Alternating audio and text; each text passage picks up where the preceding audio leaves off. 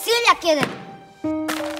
Кој ќе го среди сега овај бујскоруш? Ајде кажи ми кој ќе го среди ова? Мага редно, само уште еднаш ако те фатнам да не пишуваш домашно. Господа те казни да те однесе, Овие деца глумат за кампања, но нивните реплики се инспирирани од вистински случаи. 8 од 10 родители со вакви методи ги дисциплинираат децата. The children that have several different types of trauma in childhood grow up to become adults who have on average 20 years less life expectancy. Спротивниот пристап се нарекува позитивно родителство. Вистина доаѓаат самите родители со информација до нас дека имаат потреба од стручна поддршка во дефинирање на нивното родителско водство. Сепак, некои родители го губат правото да ги израснат своите деца. Навистина насилството, кое што не е радикално и не стигнува до вас, е многу поголемо. И ние и на тоа работиме.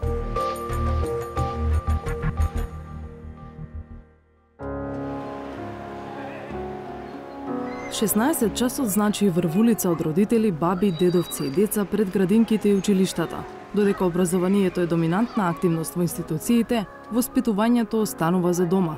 Но многуте работни часови и стресот се почесто го кратат времето на родителите за децата. Ги прашавме родителите како ги воспитуваат најмалите и дали родителството може да се научи. Сепак треба да се има и инстинкт мајчински било како, меѓутоа се друго може и да се научи. Полека кажем, Андреј слуша, така? Уз љубов и разбирање, така? Или тепање? Не, никако. Добро. Трчаница од работа, трчаница да го земе детето, ајде го 5 сати веш. Кај е воспитување за деца, кај сама за себе не може човек да се воспитува. Многу лошо време е тоа. Фондот за децата при Обединетите нации или УНИЦЕФ сака да ја крене свеста дека и родителството се учи. Представникот на УНИЦЕФ во земјава, Бенџамин Перкс, лично се обидува да допре до секој родител со предавања низ цела Македонија. As a species, human babies are more dependent on protection of a parent than any other animal species. So when they don't receive that engagement and that attention, they perceive it as a risk. It activates their stress response system and it undermines their very fragile brain and body development at an age where they most need to have healthy conditions for growth. Често пати, вели Перкс, однесувањето на родителите не е со лоша намера, туку едноставно од незнаење како да се реагира. I was back home in London about a month ago and I was on the tube train in London and I was facing two mothers and both of their babies were doing classic baby behaviour, asking lots of questions in search of communication. One parent was responding. When the baby looked, the mother looked. When the baby moved her eyes, the mother moved her eyes. The other one was ignoring these signals from the baby, was doing the jacket up, making sure the child was warm. She loved the child just as much as the first mother did. But the way she was dealing with the care of the child in that moment would not enable the child's brain to grow to the same extent. So this is why it's so important to share with parents this knowledge about child stimulation and engagement so parents know what to do. Детскиот психијатар Марија Ралева уште подиректно објаснува дека однесувањето на родителите во првите неколку години од животот на децата сушност е моделот што потоа и самите деца го повторуваат. Навистина може да бидат далекусежни последиците, да придонесуваме за развој на млада популација која често пати нема увид ниту во своите внатрешни доживувања, можеби ниту во доживувањата на другите. Побрзај, ајде побрзај! Не вели ќе те чекам!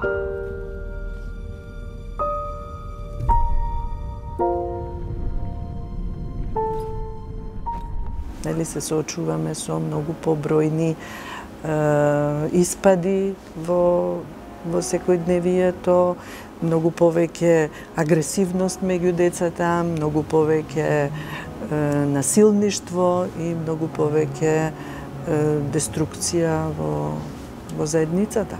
Науката разликува 4 воспитни стилови на родителство: авторитарен, попуслив, индиферентен и авторитативно-демократски. Најпосекуваниот родителски стил е авторитативниот родителски стил, кој што во себе ги вклучува предностите на попусливиот стил на родители, кои што секогаш се топли, позитивни, емотивни, остваруваат една социоемоционална атмосфера во домот која што е посакувана од страна на секое дете. Така што сметам дека една добра комбинација на овие позитивни карактеристики се преточени во авторитативниот родителски стил, кој што сметам дека е најдобар и поврзан со концептот на позитивно родителство, би имале на вистина родители кои што ќе создадат генерации млади индивидуи кои што ќе бидат успешни, среќни и задоволни пред се. И да се натераат родителите да научат повеќе за воспитувањето на децата, нема многу места каде можат да го направат тоа. Например, во склоп на градинките низ Македонија постојат само 15 државни советувалишта за родители. И тие се засега само пилот проект на Министерството за труд и социјална политика. Ресорната министерка Мила Царовска вели очекуваат резултати за да се зголеми бројот на советувалиштата за развој на успешно родителство. Тие квалификации, компетенции кои што треба да ги има еден воспитувач, заеднички ќе ги искреираме со синдикатите, со меѓународните организации и самите воспитувачи, за да после ги гарантираме како потребни за да може некој да се вработи. Не само лиценцата, не само факултетот, туку треба да се имаат и дополнителни работи кои што се знаат за да може да се работи предучилишно образование. Но тоа е во наредните 2 години програма која што ќе се разработи и ќе се стави во функција во нашата држава. Според УНИЦЕФ, неопходни се силни институции за поддршка и на родителите и на децата во клучниот период од развојот на детето, до 6-та година. Ако детето најмногу учи на возраст од 3 до 6 години, тогаш државата мора да обезбеди сите деца на оваа возраст да бидат во градинка. Европскиот стандард за опфат со предучилишно образование е 98%. Во Македонија сликата е поинаква. Поради недостиг на градинки, во речиси половина држава опфатот на децата во предучилишно образование е под 25%. Ова е најизразено во Западна Македонија. Останатите општини во поголем дел се со 50% опфат на децата во градинки. Само 11 општини стигнуваат до 70% покриеност. Нема општина што се доближува до европскиот стандард.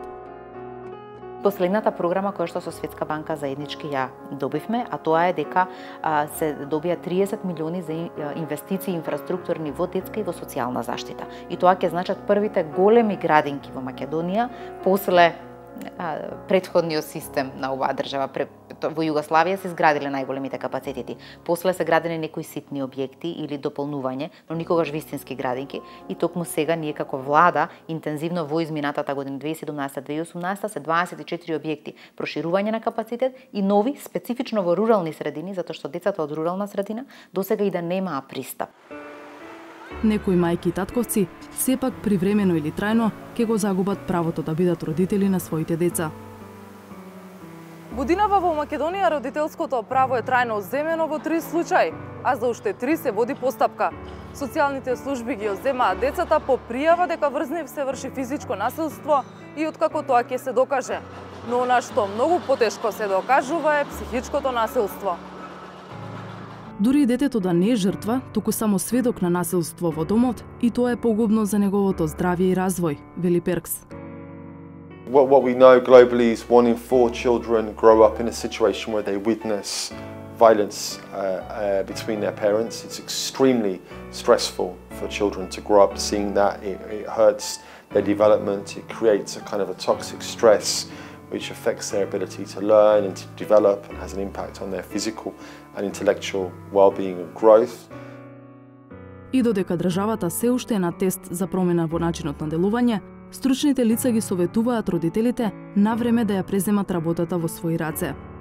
Дури пократко време ако се минува со децата, ако се минува доволно квалитетно, многу значи и му нуди на детето можности, поттик за натамошниот развој. Но дефинитивно треба да ги отвориме нашите ментални пристапи во тоа дека и родителството на вистина се учи. Ќотекот сепак не е излезен од рајот.